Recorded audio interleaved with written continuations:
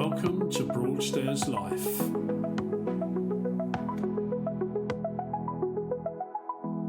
Welcome to Broadstairs Life. Today I'm sitting in the Baptist church, based here in St Peter's, and I'm here with the Reverend Rhodri. Rhodri, that's it? Yeah.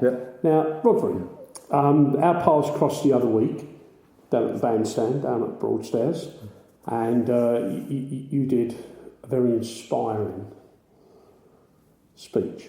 Thank you. If that's okay, I'll sum it up. But I think what would be nice to know is something about you and why you're here, your background in what you do now, and that would be really interesting for people to hear. So over to you. Okay. You have the mic. Yeah, thank you.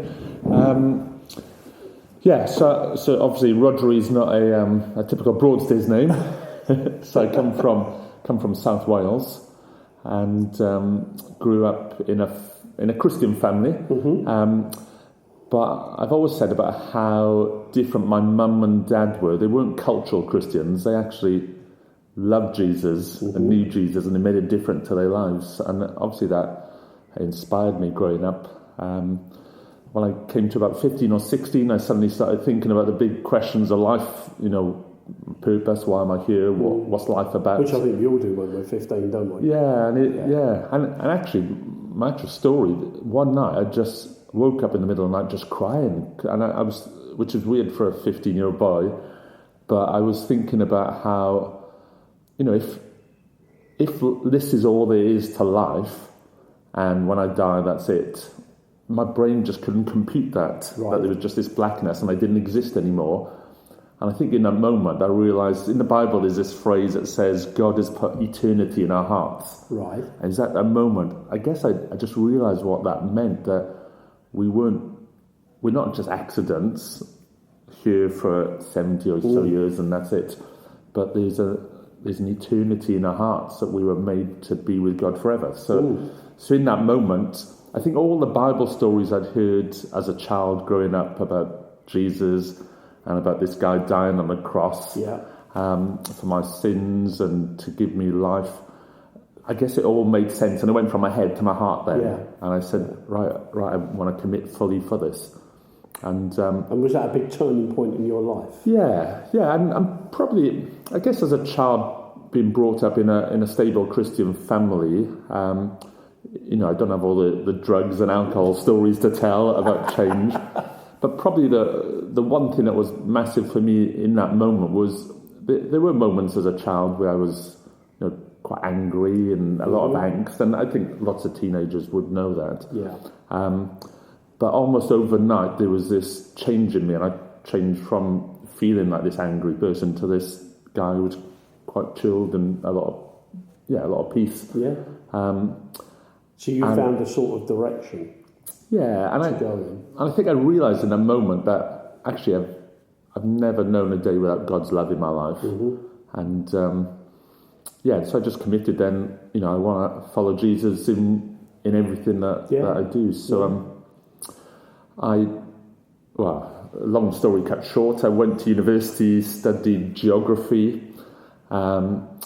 Came to the end of my time at university. A friend of mine said to me, "Rod, we know you're going to be, in some kind of Christian ministry, telling people about Jesus, but actually get some real life experience first. Do a proper job."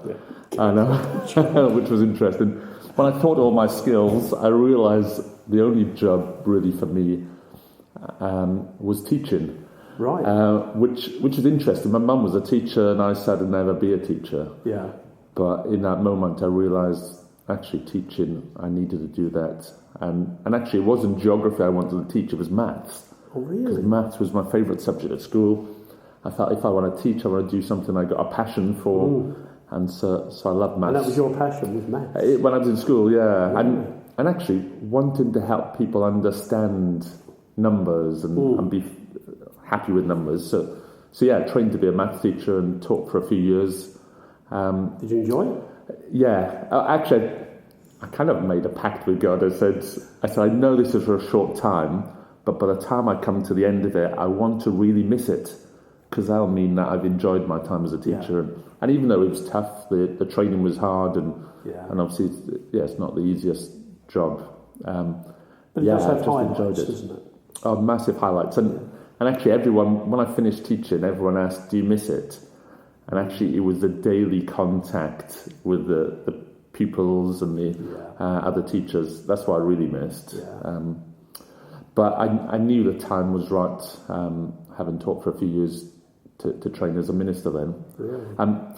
By then, I was married. So I got married at the end of my teacher training year to Sean, who we knew each other from school and been dating for a long time. Wow. So we got married. In that first year, I was teaching maths. She was training to be a teacher. She teaches in Chatham Clarendon School now. She teaches French and Spanish. Oh, really?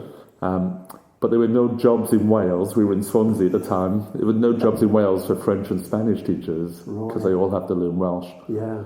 So we ended up moving down to Worthing on the south coast. Both got a job in the same school because, everyone was desperate for maths teachers, so I could walk into any school really.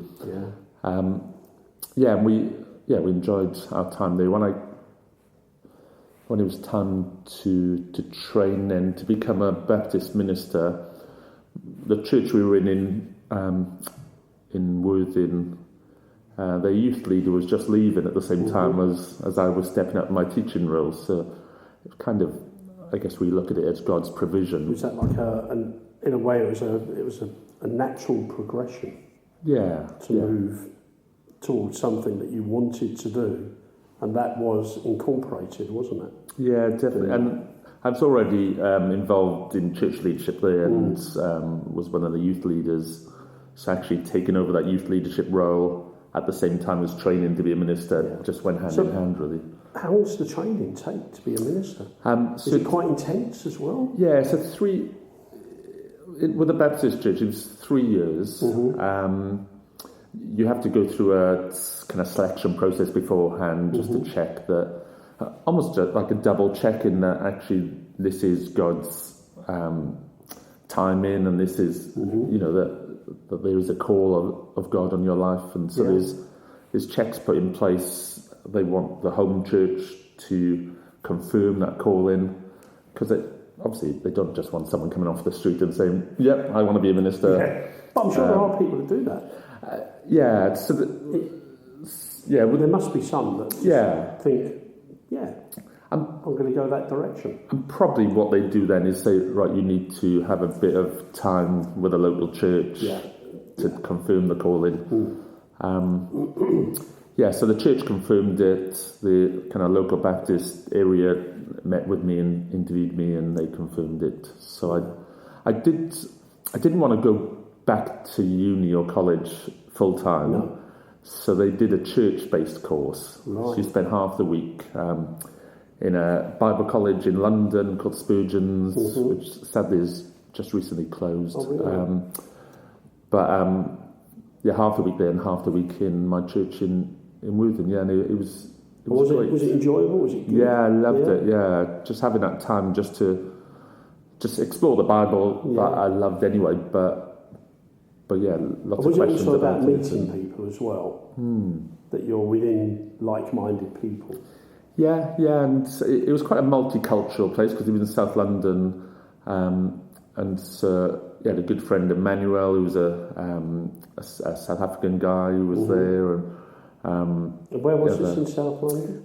In South Norwood. Oh, right. Yeah, I know South Norwood. Yeah, so it's just on the hill. Right. So it was 3 years. 3 years, yeah. And I'd travel back up and down a couple of days a week. Yeah, for the lectures, and then the rest of the week in Worthing, and it was a great 3 years. With the Baptists, then they have this kind of the church would have liked me to have stayed there, but they wanted me to stay as a youth worker, whereas we really felt I needed a broader kind of remit, really. So with the Baptists, it's almost like a dating agency. Your name goes on a list of ministers who are looking for somewhere. I love the way you describe it. And then there's a list of churches who are looking for someone. And then you have these regional ministers who kind of kind of match up your profiles. Yeah. So is that what happened to you? Yeah, so that's what happened. We looked at a few places, but both of us were convinced we wanted to stay by the sea. Yeah. and then Queen's Road Baptist Church in the centre of Broadstairs. Got in touch. We came up to visit. They invited me back to preach on a Sunday. Yeah. And just on that first Sunday, then, I just knew it was the right place, the right timing. Yeah. Because that has the gap.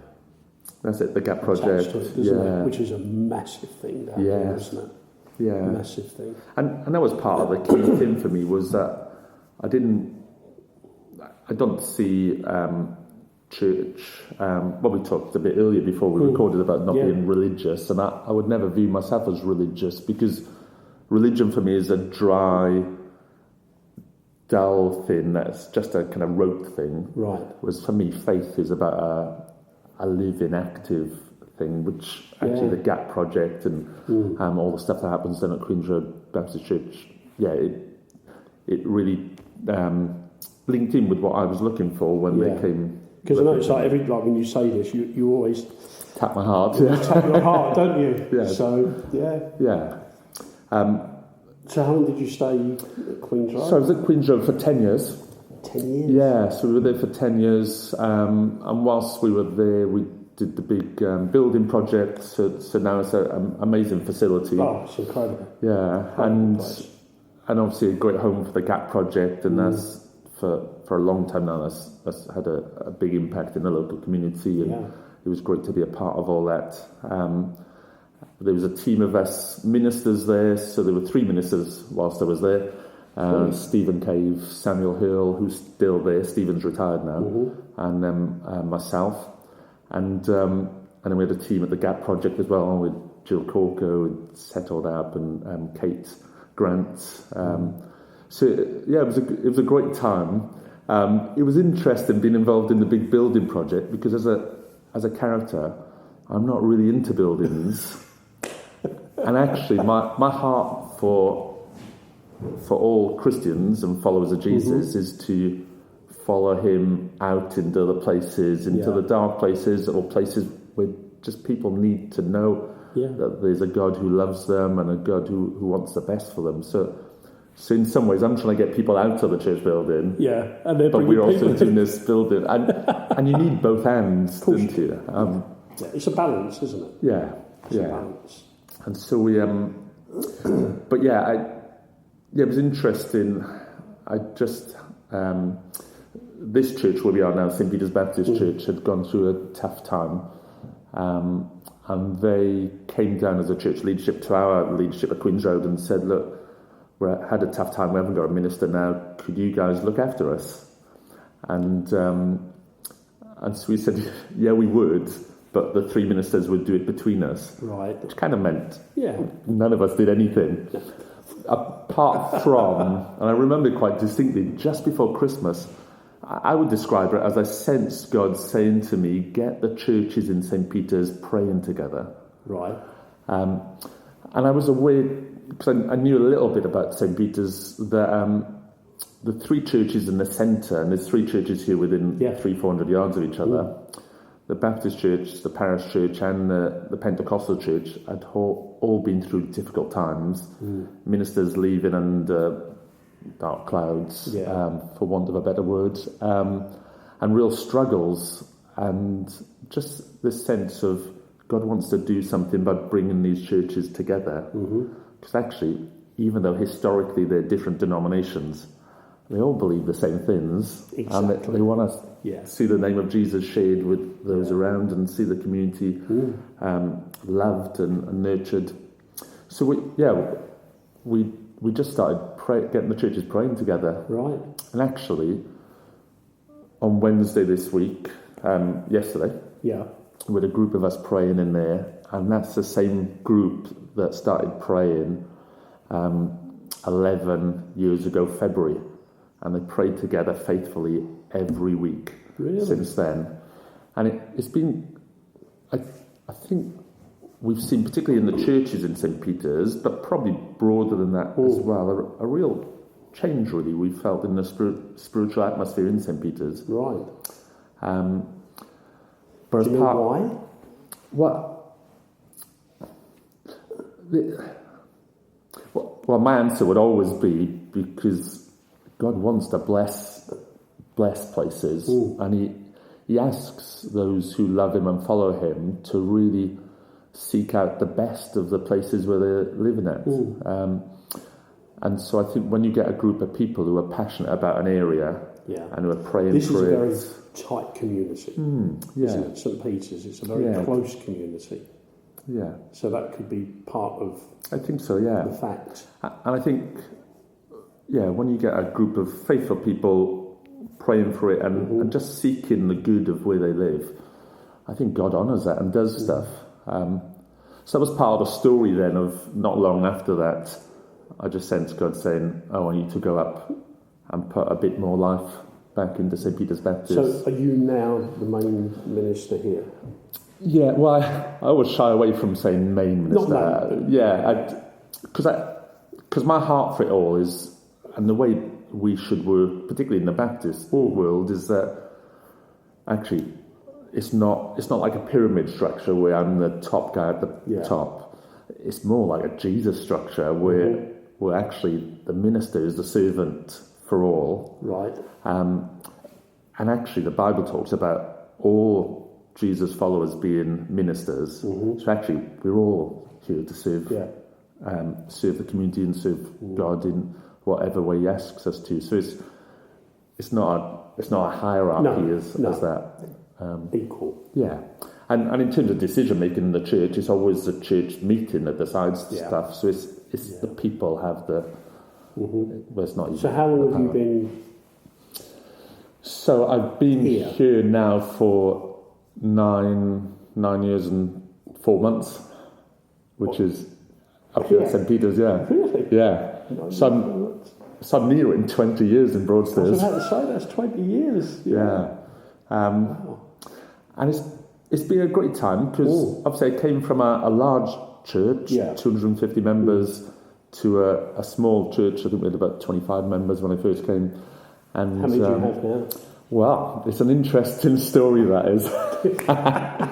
Because I say to people, if you came up to the congregation that was here when I first came, that I came to be minister of, you would think, Rod, what on earth have you been up to? There's no growth. In fact, we're smaller than we started. Right. But when I came to the leadership here and said, look, they invited me to come as a minister, and I said, I'll come. I said, look, I'm not sure if I'm coming to help you to end well, because it was an ageing congregation and small in number. I said, but what I know is that whatever happens, God will grow something. Were you concerned that it was a shrinking congregation? I think probably having had difficult times and then the congregation getting smaller, then and with it aging, there's only one way, really, humanly speaking, that's going to go, isn't it? Yeah. Although there's lots of stories out there of things reversing that trend, and in my head I thought of all kinds of tricks to attract people to come along to the service. I start juggling, doing the sermon or something, or tell a few jokes, and you can attract people in that way. But actually, I felt something different was going to happen here. That we didn't want tricks to attract people. We wanted, the faithfulness and the service of the people to attract people. So, and that's where, especially saying, am I the main minister here? That's where I'd recall that, because actually we've got 2 ministers now. Right. So let's go back to a lady I mentioned who was at the Gap Project, Kate Grant. So she lives on the Westover Estate, which is part of St. Peter's up here, and she was working for the Gap Project at the time, and she asked them, could she have one day off a week just to start doing stuff on the estate, sharing her faith. And and she was doing a little youth club with her son, just a few of his friends who wanted to come around, and she helped them to cook food for each other, and they wanted to read the Bible together. So his son was part of the church family, but the rest of them were just friends from them. So they started reading the Bible together, eating together, and then some of the parents and grandparents said, well, that seems quite good. So things are growing. Yeah, so Kate started doing a coffee morning at home and things, and then people started saying, well, what's all this about? And she'd share a bit about her faith, and people wanted to start exploring the Bible and finding out about Jesus, and actually people started coming to faith then. Right. So and were people sharing their feelings and their stories? Yeah. And I think what she found on the estate, and it wasn't a surprise, that there's a lot of hurt, a lot of damage, a lot of brokenness on there. And actually what people were starting to find was actually not a religion, but a faith in this person, Jesus, who actually brings a difference to people's lives. He transforms people's lives. He brings healing and peace. And so people started coming to faith. And again, just cut the long story short, and maybe you could meet with Kate sometime and interview her. Definitely. But on a Sunday morning now here at St. Peter's, at 10 o'clock, we have I call the established congregation, who've been here for a long time. It might be 14, 16 of us, maybe most weeks. Very faithful, very, just a nice, peaceful kind of place. At 11:30, we have what we call Westover Beacon, which is this church that started to grow on the estate. Yeah. They eventually outgrew Kate's home, outgrew 2 homes, and then I met with Kate, and Kate said, well, can we meet at your place here at the church? So I said, yeah, definitely. So they meet here at 11:30. In fact, over the years now, they've kind of been grafted in, so they're part of St. Peter's Baptist Church. So I'll get to the membership in a moment. Yeah. But they meet at 11:30, and probably most weeks there's between 50 and 70 of them. So that's over the last 4 or 5 years. Wow. That's a lot of them new to faith. A lot of them come from broken backgrounds, a lot of kind of drug dependency, alcoholism, and all that kind of stuff. But they found in Jesus someone who is transforming their lives, and we've seen people come off of their drugs, come off of the alcohol. See, that's brilliant. And it's such a transformation, and so it's really exciting. So in terms of the membership now, it was 25, probably started dipping a little bit, but now with the Westover crew as well, we're probably up to about 60 members or so, and on Easter Sunday... It must make you feel good. Yeah, and do you get a good feeling from that, the fact that you've got people coming? Well, as I said earlier, I'm not all that excited about people coming into the building. What I'm excited about is seeing the real tangible change in people's lives, because they've met with this guy Jesus, who for some people say, oh, he's just a religious guy. Some people even think he didn't exist, which is silly because of all the historical evidence.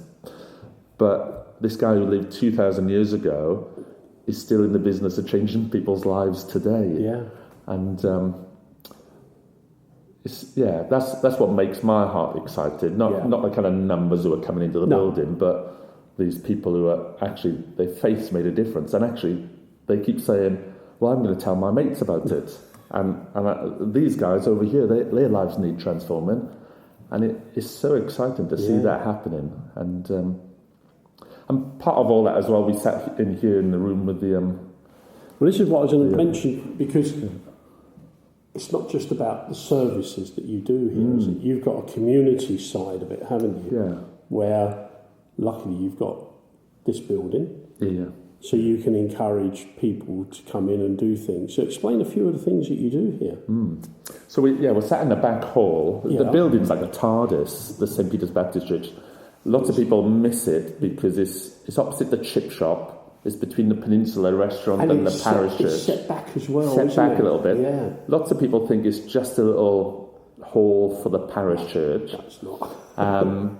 But it's, once you go into the building, you go through the little front room, and then there's a big hall. Yeah. And then you go through the double doors, there's another hall with a kitchen, and we're sat in that back hall now. In fact, if you keep going, there's a massive garden at the back. There is. As well, which is in the middle of St. Peter's, with the busy roads outside. At the back, we've got this area of tranquility. And that used to lead on to the old Dane Court house, the old house that used to be there. Oh, right, many years ago, which got knocked down. This giant manor house was there as well. I've seen some pictures of that, but There are. Yeah. There are. So in this back hall, we've got some cages where all the food bank parcels are kept. How often do you operate the food bank? So we operate just on a Friday morning from 10:30 till 12, but we're part of Thanet Food Link, who operate out of St. Paul's in Cliftonville. That's a big organisation, isn't it? Yeah, it is, and it's been around for quite a long time now. In fact, in a few weeks' time, we've got the anniversary. I should remember how many years, shouldn't I? It'll come. Especially being good with numbers. But yeah, so on a Friday morning, we've got a team of volunteers here who come and get everything ready so that we can open at 10:30, and then anyone in the community who's in need, they come. We check them in, have a chance to just see how they're doing. It's a welfare thing as well, isn't it? Yeah, absolutely. It gives people, especially, I think isolation and loneliness kind of goes hand in hand with a lot of the issues we see around, and so it's a place really where people can come in and just have a friendly face and meet people, and we've got a cafe at the back. Well, I say cafe, it's just teas and coffees and biscuits. But it's just people a can chance sit down together, sit down and chat, and they can talk. Whereas they may be on their own for the rest of the week. And you're doing something which for them is a real bonus in life, isn't it? Yeah, massively. And even when some weeks the guys don't need a bag, they'll come in. They still come in? Yeah, they'll come in because they want to come and chat with people and all of that. So and I see you've got the clothes, you do clothes. Yes, so over time then suddenly you realise, actually, clothes bank is really popular and useful as well. And you know, those of us who are fortunate to have enough stuff, sometimes we got too much stuff, haven't we? So people have been so generous in donating clothes, and so that's great. We've got a couple who come in every week and they're steaming all the clothes that get donated, and and you also you've got the St. Peter's Community Choir, Natalie and Mark. You heard from Natalie and Mark a little while back. I did.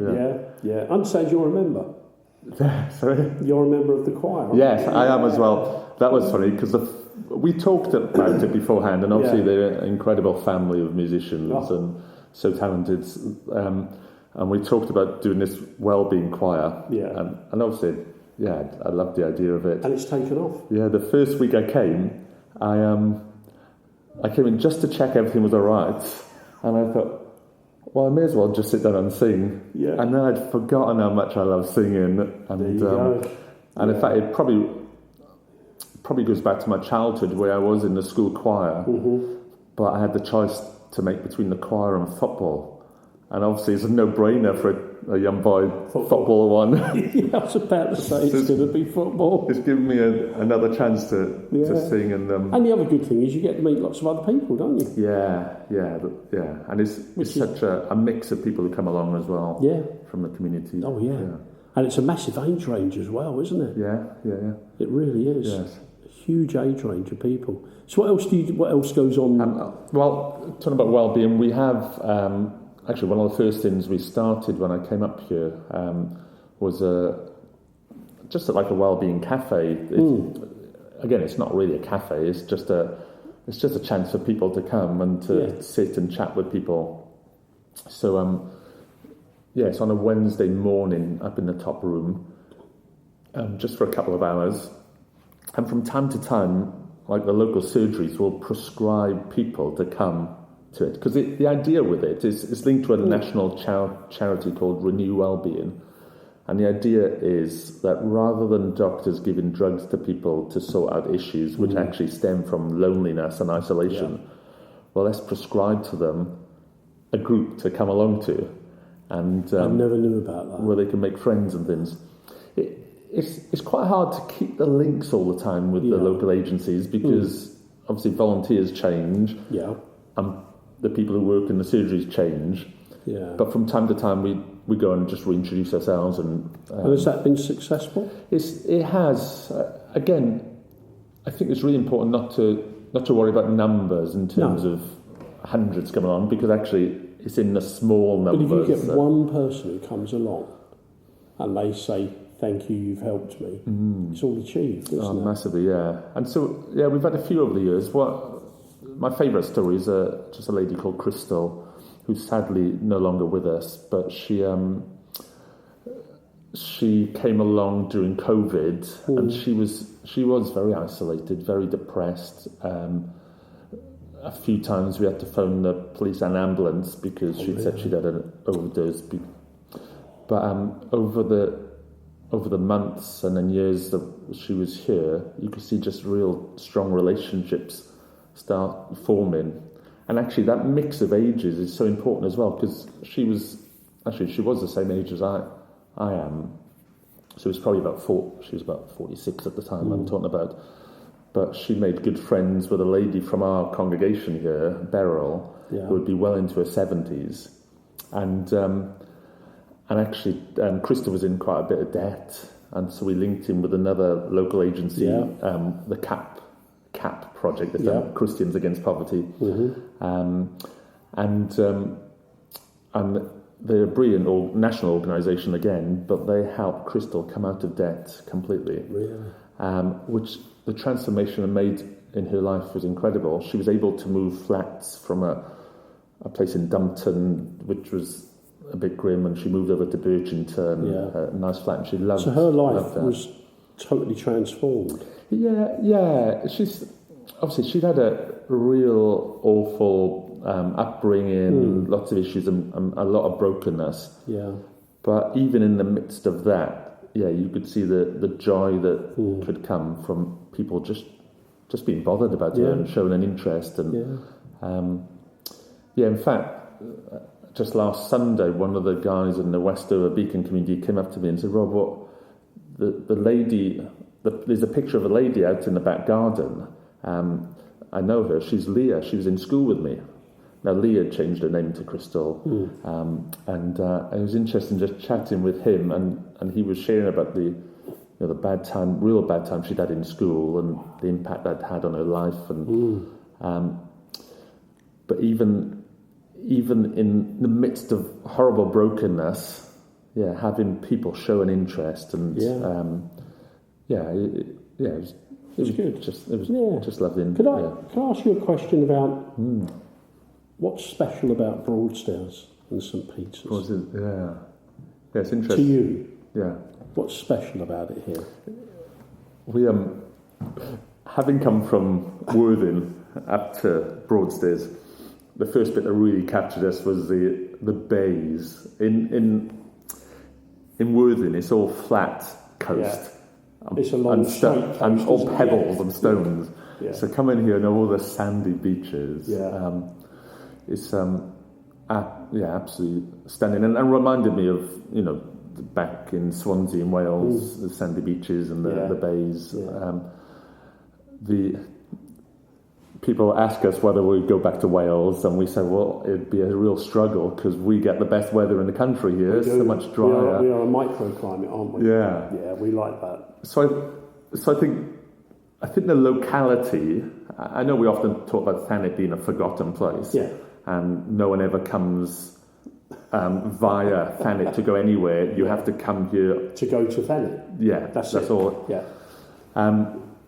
But I think all that mix and the rich history, because Christianity came to the shores via St Augustine. Then we've got the Vikings and all of that. It's all happened down here, isn't it? Yeah, this rich history has brought this place, which is odd but beautiful all at one time. And it's interesting I guess as an outsider coming in, we were always struck by people saying, we'd ask someone, are you from round here? And they said, no, I'm from Ramsgate. I was thinking, well, we were right by Holy Trinity School in Ramsgate, but probably just literally one step over the Broadstairs border. We got, hang on, but there's this localized thing for. It's Broadstairs, locals, it's Ramsgate, it's Margate. Whereas, isn't it? It's that sort of scenario. Yeah, so I think maybe part of our role as people outsiders coming in is to help them to really love the local, but even love Thanet as well, absolutely. and that we're all together in this. Yeah. In fact, that's one of my roles that has developed over time, has been to try and gather the church leaders from the whole of Thanet together and say, look, we're here as one together. We believe in one church. We don't. I know we got different denominations, but we all essentially believe the same thing about Jesus being the saviour of the world, and that we need to show his love in acts of service to others. So part of my task has been, let's get together and let's serve together, because we can do far more together than we can do apart. Yes. And that's probably all in that is part of why I love all. That's a big thing to take on as well.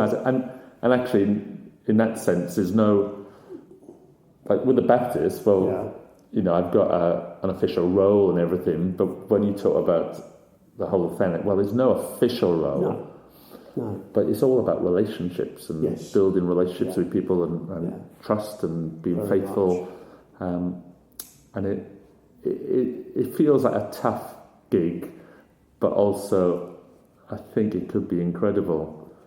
Especially then if you could get the church in Thanet to work with other agencies, the council, it spreads, doesn't it? Yeah, and then it encompasses. We can do so much more together than we can apart. Very much. It's just been great. There's a few of us who are trying to work at that, and we've been able to meet up with both the MPs and some of the guys from the council as well, just to explore what this could look like. So we'll see. I keep hearing stories from all over the country where this kind of thing that's starting to happen here in Thanet is happening in other places as well, where people are saying, actually, we're much better together than apart. No. I'm not sure if I answered your question about that Broadstairs then, but... No, it doesn't matter. I mean, you have summed up Broadstairs, because, Broadstairs itself now, I find it's full of really nice people, big sense of community, and people do want to help each other down here. And through doing what I've been doing with these podcasts, I'm getting it more and more and more. That's what I'm sensing and feeling and actually hearing as well. And, with what you've just said, that just shows that there is a bigger picture to it all. Which is really nice. And we hear lots of voices telling us that we need to look after our own and we're different from others. But actually, under the surface, we're all the same. And we are. We need somehow to remind ourselves of our shared humanity, so that we can just work together and celebrate that together. Exactly. Very much. So, do you have ambitions within the church? Or are you very happy with where you are? I think it's something to do with that lack of hierarchy, in that it's not like there's a ladder to climb. No. And in fact, if you follow what Jesus says, actually, if there was a ladder, we should be making our way down the ladder, not up it. Because that's quite a good analogy, actually. If we want to demonstrate Jesus' love for everyone, we need to love and serve everyone. So I'm a bit of a dreamer, and a bit of I love. In some ways, I'm never satisfied. Because there's always stuff to be done. A little bit more. So I think that's part of the Thanet-wide stuff, and that's probably where my heart is at the moment, is saying, how can we do this? Part of the time I've been here in St. Peter's, we set up a schools work charity called ACTS, which is Active Christianity in Thanet Schools. And the primary schools in Thanet have always had a good links with churches, by and large. But the secondary schools haven't. And I think the church, we haven't done our job there well enough. Right. Lots of churches bemoan the fact maybe there's less teenagers in churches than there used to be. I said, well, actually, the schools are where they are, so let's see how we can support and our local schools in that, because they all know the importance of asking the big questions of life. Yeah, and very much. And the church has an opportunity just to share how we explore those big questions. So not in a kind of a proselytizing kind of way, you must believe this, but well, let's explore those big questions of life together. And I'm confident if people do that, they will find the God who loves them and the God who's demonstrated that in sending Jesus. Yeah, good. Yes. You did a sermon, would be the correct way of, I think, of saying it, down at the bandstand in Broadstairs. Yeah. And I must say, I found it quite inspiring. And I know it's a big ask. Would you mind repeating that for us for today's podcast? Yeah, of course. I'd love to. Because I think it would touch a lot of people, and it will make a lot of people think, especially in the world that we're in at the moment. And I think you touched on lots of different things. And I personally just sat there and thought, ooh, that was, just made me think. So if you don't mind, I'll leave it open to you. Yeah, I'd be delighted to. Thank you so much. Thank you so much. Yeah, I guess my mind with it, obviously I was thinking of speaking in the outdoors at the bandstand in Broadstairs. Imagine you're back there. I'll open the window, we can have the wind come through. Let's do it that way. There was a couple of actions I got people to do. Oh, you did? So you might want to do them at home whilst listening to this. Yeah, you did. But the one was from a couple of years ago, which was stretch out your arms. That's right. How far can you reach? Yeah. So you can do that. You can stretch out your arms. Yeah. But the one for Good Friday was look at the mess. And for that, you had to put your thumb up, but then turn it 90 degrees. And then you had your... So, for example, I've got my right hand with a thumb up, I've turned it 90 degrees, and then I've got my left hand facing it with the palm out, and the thumb goes into the middle of that palm and wiggles a bit, saying, look at the mess. It's almost like I'm trying to do good with my thumb up, but I've gone into the barrier of my hand. Look at the mess. And then the arms go out and lift up, and God, we ask why. Yeah. And so you can imagine me doing that, or you can do it yourself at home whilst you're listening. Over to you. Thank you. Thank you so much.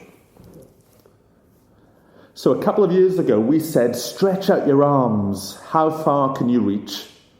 And we talked about how wide God's love is. No one and nowhere is beyond the reach of Jesus. Stretch out your arms. How far can you reach? But today, we have to be honest about how deep the pain is. It takes effort to stretch out your arms. It can be painful to reach out to the other. It can be hard work when loud voices are telling you to look after your own interests, to look after your own tribe, your own people, to protect those that look like you at the expense of those that don't.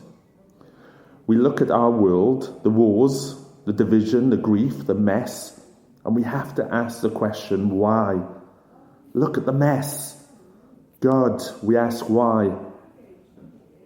Why in an age of travel and technology where we are closer than ever before, why do we feel so far apart?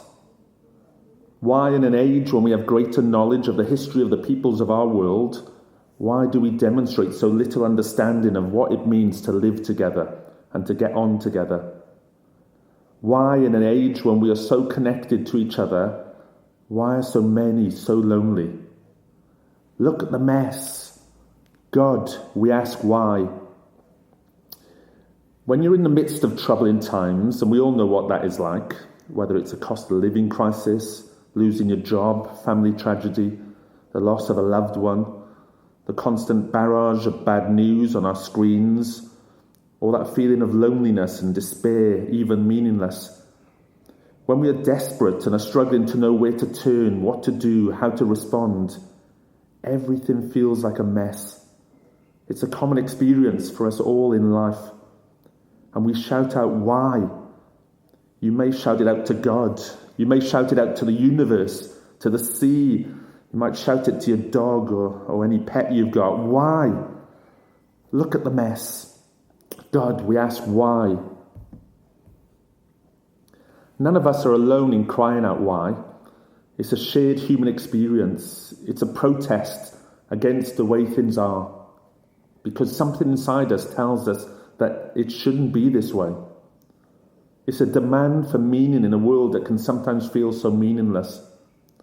Nations dropping bombs on each other, schools exploding, seen it so often on our TV screens, people killing, people dying, children hurt and you hear them crying. Yet we're too desensitized to do anything about it. It's as if we desert our humanity. And on that Good Friday, when on the cross, Jesus Christ, God the Son, is in the midst of that mess, he's been betrayed and beaten and bullied and battered, bruised, deserted, nailed to a cross, and he cries out, God, why? My God, why have you abandoned me? The man on that cross was asking the same question that you ask. God the Son on that cross was asking the same question we ask. Why? Just a few weeks ago, we sent astronauts to travel around the moon, and we heard the mission commander, Reed Wiseman, say from about 46,000 miles, we forgot how beautiful it is to look down on Earth. Not sure if you knew this, but astronauts experience a shift in awareness as they see Earth from outer space. It's called the overview effect, where they suddenly see the Earth as a tiny, fragile ball of life. And from space, the borders and divisions that separate nations on maps are invisible. You just get a sense of unity and interconnectedness, shared responsibility. We're all in this together. From 46,000 miles up, the Earth is beautiful and one. But we don't live at 46,000 miles. We live down here, where the lines are drawn and hearts are breaking. Look at the mess. God, we ask why. Personally, I think it would be a good idea that any aspiring national or world leader has to go to space before being considered for the role. How about all politicians and civic leaders hear the astronauts' perspective before taking up their roles? And before we forget that we need to be personal about this as well, how about we all just take a few steps back, maybe even 46,000 miles, and see that we're all in this together. We're all on the same team. Maybe you're listening today and you feel like the world is in a bit of a mess, and you've got questions that don't have easy answers. Well, join the club. Yeah, we don't have all the answers either. We live in messy worlds as well. But we know the one who has done something about it. The God who didn't stay up there, but came down here into the thick of it and asked why, right along with us. God doesn't just look down at the mess, he is in it. John's biography of Jesus describes him as the Word who became flesh and blood and moved into the neighbourhood. Jesus didn't stay in the comfort of heaven or the splendour of a cathedral, but moved into our streets and showed us that the Lord is close to the brokenhearted and saves those who are crushed in spirit.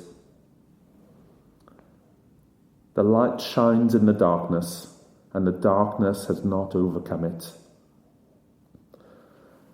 Jesus cries out, "My God, why have you abandoned me?" As God the Father and God the Son are separated for the only time in eternity. It's the cost, the consequence of our sin, our brokenness, our shame, our messiness. And so Good Friday shows and means that we are not alone in our loneliness, that God knows our pain and our shame. He knows my anger, He knows my despair, He knows my crippling doubts and my helplessness. And astonishingly, God Himself is here in the why with His arms open wide. Look at the mess. God, we ask why. And He answers, I am here. You might be thinking about how to respond. Well, embrace the mess and look for the God who says, you will find me when you search for me with all your heart. Amen. Rhodri, thank you. Yeah, bless you as well. Very good. I mean, it touches on so much. And I like the way you brought in about the astronauts. Because something does happen to them, doesn't it? Yeah, definitely when you see... Yeah, when you sit back and they must look and think, whoa, we really are that small in the world. Because we see it on pictures, don't we? But actually to see it physically and know you're that far away and just get a change in perspective. Very much. It's been an absolute pleasure. Thank you. Thank you so much. And I wish you well with everything that you do here. And I'm sure you'll carry on and carry on and carry on. As you said yourself, it's expanding. Yes. And that's a good thing, isn't it? It is. Yeah. And if people want to come along, where are you? Just so they know where you are. I know you said about opposite the fish and chip shop. Opposite St. Peter's chip shop. Between the peninsula and near the Red Lion. Near the Red Lion. Lots of people know that, and if you find your way into the big old parish church, well, Matt and Alice will give you a good welcome there. Yeah. Or if you find your way in here, then you'll find me and Kate here from time to time as well. Lovely. Brilliant. Thank you so much for your time. Thank you. And enjoy the rest of today. Yes, we will. Take care.